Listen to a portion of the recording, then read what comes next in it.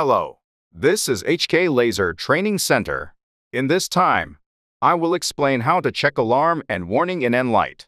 While using our machine, our HMI shows alarm or warning briefly when using nLight. But to know precisely, you must check alarm and warning message via nLight. To start nLight program, click Menu, select an HMI first and click Button. nLight button on the middle of menu to open the window. Next, click Warning Info on the right top to check warning message.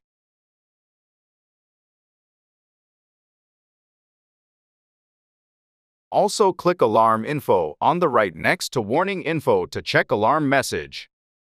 Lastly, click Pick button on the left below twice.